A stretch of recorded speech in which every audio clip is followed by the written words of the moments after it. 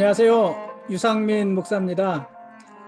교회 올라오는 길에 유치원이 있는데 그곳에 목련나무가 한 그루 있습니다.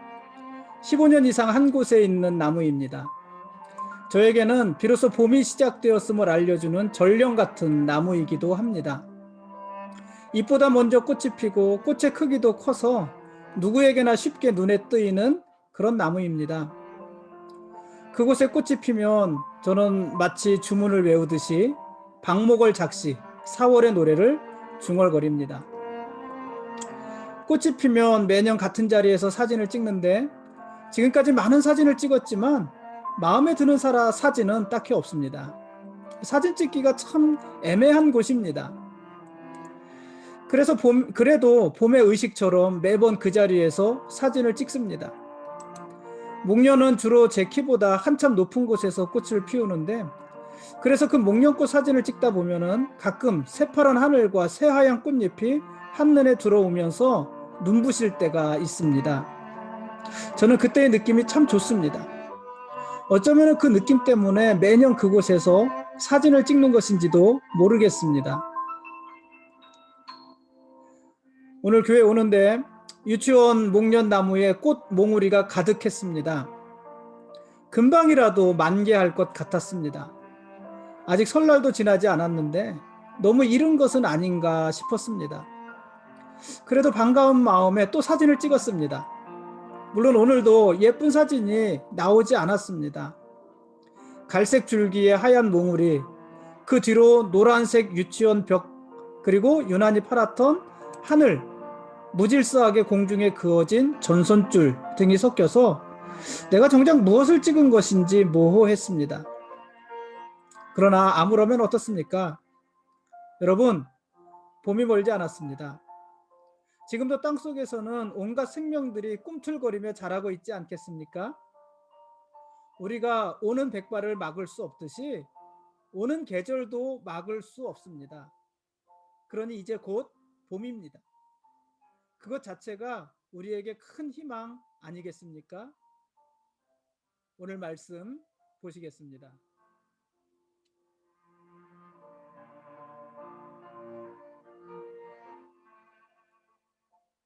오늘 읽을 말씀은 레위기 21장과 22장 말씀입니다. 레위기 21장과 22장은 제사장과 제물의 자격과 의무, 결격 사유 등에 대해서 기록을 하고 있습니다.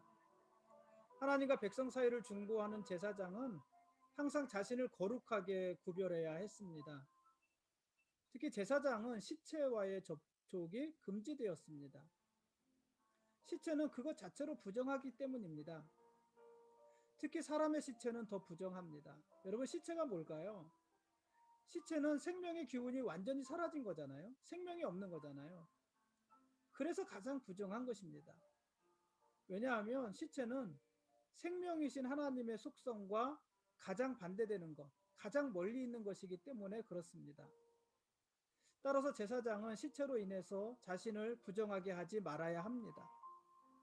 다만 일반 제사장들은 친가족들, 그러니까 부모와 친자식, 형제, 그리고 아직 남편이 없는, 결혼하지 않은 자기의 친자매가 죽었을 때는 예외적으로 시체와의 접촉이 허용되기도 했습니다. 그러나 대제사장은 설사 부모가 죽었을 때에도 시체와의 접촉이 철저히 금지되었습니다. 심지어는 부모의 장례를 치르기 위해서 성소에서 나오는 것도 금지가 되었습니다. 제사장은요, 결혼도 아무나 하고 할 수가 없었습니다. 제사장은 부정한 창녀나 이혼녀와는 결혼할 수 없었습니다. 특히 대제사장은 처녀하고만 결혼을 해야 했습니다. 그렇게 함으로 대제사장과 일반 제사장들은 자신들의 거룩함을 지켰고 언제든지 하나님 앞에 나와서 하나님께 제사 드릴 준비를 하고 있었던 것입니다. 제사장은 신체에도 흠이 없어야 했습니다. 몸에 흠이 없어야 됐습니다.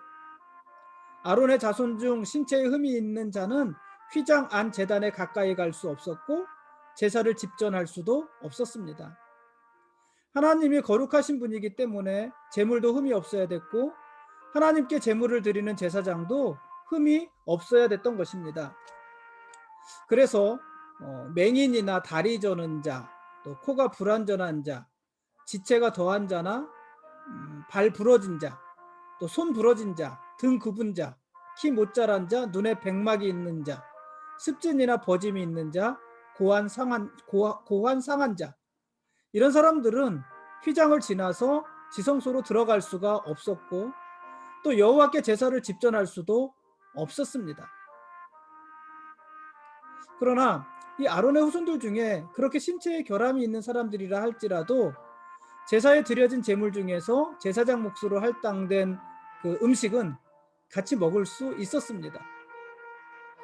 그런데요, 또 반면에 아무리 제사장이라 하더라도 그 제사장이 부정한 가운데에서는 제사에 드려진 음식을 먹을 수 없었습니다.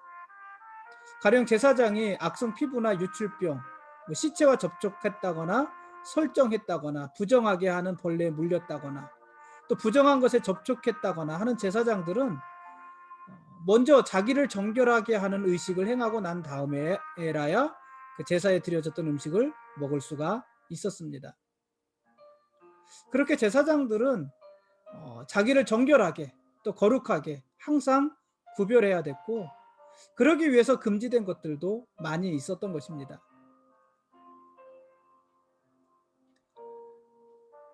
흠 있는 제사장이 제단에 나갈 수 없었던 것처럼 흠이 있는 동물도 제물로 드려질 수 없었습니다. 신체에 결함이 있는 동물은 부정하기 때문에 하나님께 제물이 될 수 없었던 것입니다. 구체적으로 눈먼 것이나 상한 것, 또 지체에 배임을 당한 것, 종기 있는 것이나 습진 있는 것, 비루 먹은 것, 지체가 더하거나 덜한 것, 고환이 상한 것, 이런 것들은 여호와께 드릴 제물이 될 수가 없었습니다. 하나님께서는 제사장이나 제물이 모두 온전하기를 원하신 것입니다. 왜냐하면 하나님이 먼저 온전하신 분이고 거룩하신 분이기 때문입니다. 하나님이 거룩하시기 때문에 하나님께 나오는 모든 것들도 거룩하기를 원하셨던 것입니다. 특히 하나님은 제물로 드려지는 동물들도 함부로 다루지 못하게 하셨습니다.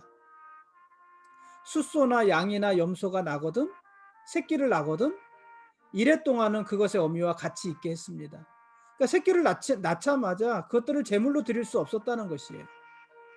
어미도 새끼를 낳으면은 이래 동안은 그 새끼를 품을 수 있었고 새끼도 태어나면 이래 동안은 어미의 품속에 있을 수 있었던 것입니다.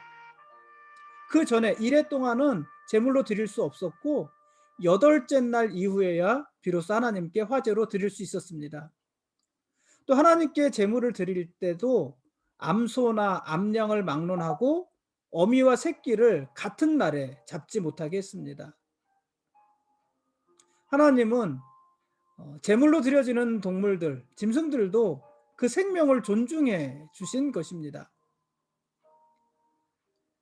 사람을 대신해서 자기 생명을 내어놓는 제물들, 그 제물들도 존중하신 것입니다. 왜냐하면 모든 생명의 주인이 하나님이시기 때문에 그렇습니다.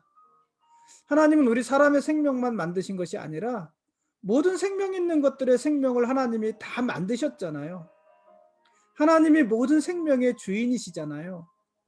그래서 하나님께서는 모든 생명을 다 존중하시는 것입니다. 생명의 가치를 인정하시는 것입니다. 그러니까 우리가 함부로 할 수 있는 생명은 사실 하나도 없는 것입니다. 우리가 어떤 생명을 함부로 할 수 있겠습니까? 참새 2마리가 한 아사리온에 팔리는 것도 하나님의 소관이라고 했습니다. 하나님께서 허락하지 않으시면 그 중에 한 생명도 땅에 떨어지지 않는다고도 하셨습니다. 다 하나님 손에 있는 것입니다. 그러니까 우리가 아무리 미물이라 하더라도, 미물의 생명이라 하더라도 어떻게 그 생명을 함부로 다룰 수 있겠습니까? 그런데요, 미물들의 생명조차 우리가 함부로 할 수 없다면, 미물들의 생명조차 우리가 함부로 할 수 없다면 하물며 사람의 생명은 어떻겠습니까? 사람의 생명과 사람의 인격을 향해서는 우리가 얼마나 더 존중하는 마음을 가지고 그것들을 대해야 될까요? 그렇지 않겠습니까? 그래서요, 사람을 향한 이런 마음, 사람의 생명을 향한 존중, 배려, 이런 마음이 없는 예배는 사실 굉장히 공허하고 허무한 예배인 것입니다. 사람에 대한 존중과 배려하는 마음은 없이 오직 하나님의 이름만 열정적으로 부르는 예배, 이런 예배는 온전한 예배가 아닙니다. 예배는 하나님을 향한 온전함과 사람을 향한 사랑과 배려, 이것들이 함께 모아져서 하나님께 드려지는 것입니다. 그것이 하나님의 마음이십니다.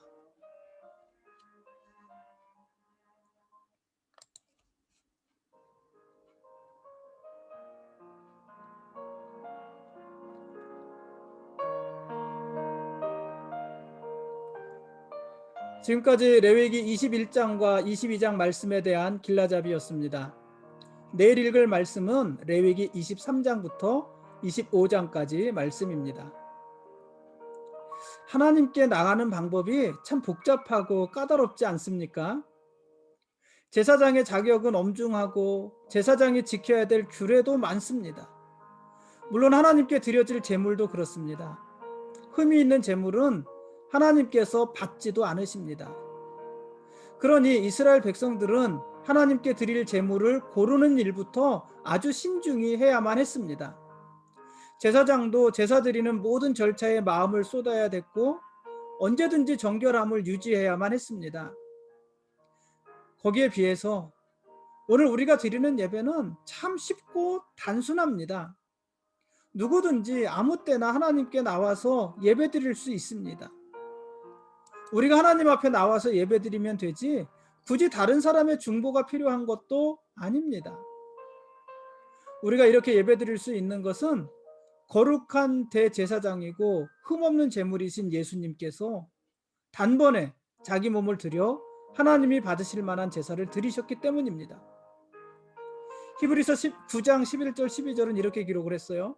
그리스도께서는 장래 좋은 일의 대제사장으로 오사 손으로 짓지 아니한 것 곧 이 창조에 속하지 아니한 더 크고 온전한 장막으로 말미암아 염소와 송아지의 피로 하지 아니하고 오직 자기의 피로 영원한 속죄를 이루사 단번에 성소에 들어가셨느니라. 예수님은 단번에 완전한 제사를 드리셨고 그로 말미암아 우리의 죄는 영원히 속죄함을 받은 것입니다. 그러므로 우리는 언제든지 하나님 앞에 나와서 하나님을 예배할 수 있는 것입니다. 성소와 지성소를 가르는 휘장은 이미 찢어졌습니다. 그러나 그렇다 해도 예배드리는 자의 거룩함을 요구하시는 하나님의 마음은 여전하십니다. 하나님은 더 이상 신체적으로 완전한 사람의 제사를 원하지는 않으십니다. 그러나 하나님은 예배하는 자들의 구별된 삶을 여전히 원하고 계시는 것입니다. 그러므로 우리는 매일의 삶이 예배를 위해서 구별된 그런 과정이 돼야 되는 것이고 또 매일의 삶으로 하나님께 구별된 예배를 드려야 되는 것입니다. 하나님은 우리의 예배를 받으실 유일한 분이십니다. 그리고 그 하나님이 우리의 왕이시고 우리는 그분의 백성들입니다. 고맙습니다.